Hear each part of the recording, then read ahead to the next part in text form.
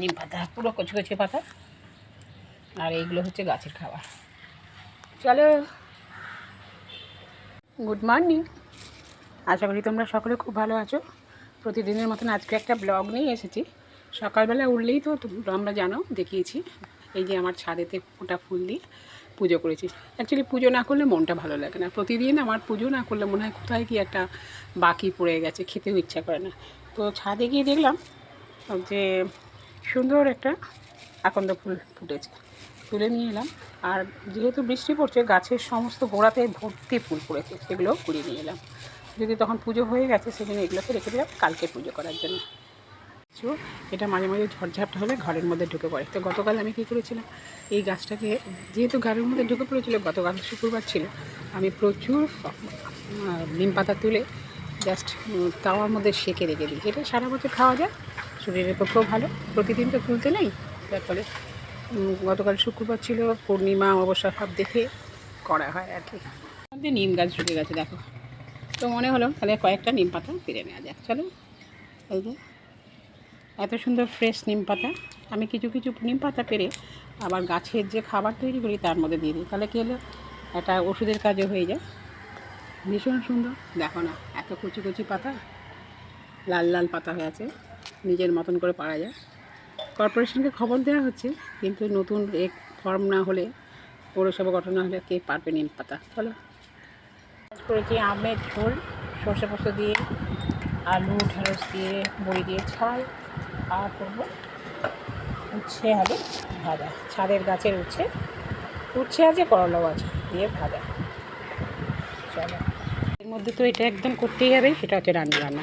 তো নিয়ে বসে পড়েছি, যে কি করব দেখা যাক। সমস্ত সবজি তো কালকে নিয়ে এসছে, ওই হাজব্যান্ডই সমস্ত গুছিয়ে রেখে দিয়েছিল। আমার সময় হয়ে ওঠেনি অ্যাকচুয়ালি।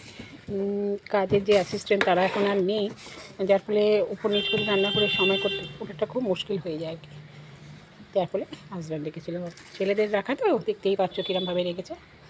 দেখি আজকে কী করা যায়। এই যে প্রচুর সবজি নিয়ে এসছে, জানি না বর্ষার সময় এগুলো নিয়ে আসে সাধারণত ভালো হয় কিনা, জল খেয়ে যায় তো সেই জন্য মানে আগা কাজ বাড়া হয়ে যায়।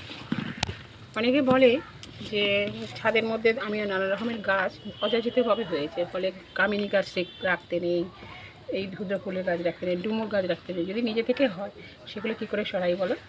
তো আমি বলেছি নিজে থেকে যখন হয়েছে আমি সরাবো না। অনেকে বলে কামিনী নাকি দুর্গা ঠাকুরের প্রতিমূর্তি, তো সেই জন্যে আমি ঈশ্বর জ্ঞানেতে তাদের রেখে দিয়েছি, যত্ন করছি।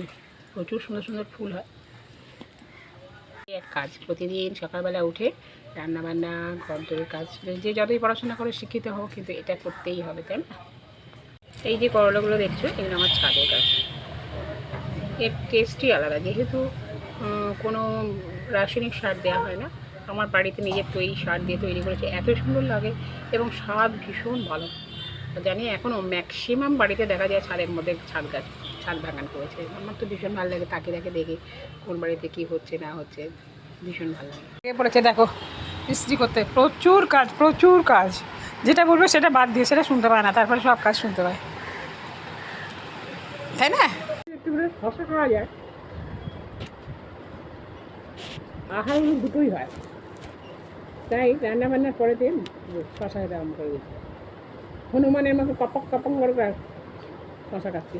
এত ঝড় দিচ্ছে, প্রত্যেকটা জামাকাপড় উল্টে পড়ে গেছে। চলো,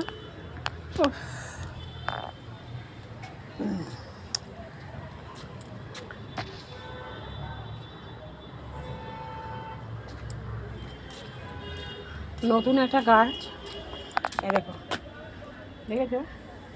এগুলো নিজে থেকেই হয়েছে, আমি কিন্তু বসাইনি। এই যে কামিনী গাছ, এগুলো সব নিজে থেকে হয়েছে। এলে আলহামদুলিল্লাহ ডাল ভেঙে বসিয়ে দিয়ে কিচ্ছু করিনি, জাস্ট বসিয়ে দিয়েছি, তাতে হয়ে গেছে। এত ভালোবাসে আমাকে। এই ফুল গাছে দানাটা এত ভালো, মানে ছিপড়ে বলে কিছু থাকে না, খেতে সুন্দর, সার ছাড়া হয় বলে খেতেও খুব ভালো হয়। সবসময় এসে তদারকি করি, একসাথে অনেকগুলো গাছ বেরিয়েছে। দেখো, কিনে তো সব খাওয়া হয়, হাতের চাষের জিনিস তার স্বাদই আলাদা।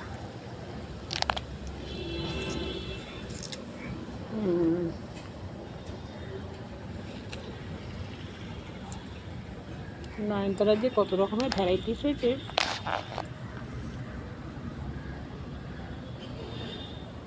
হাজব্যান্ডে খাওয়া হয়ে গেল।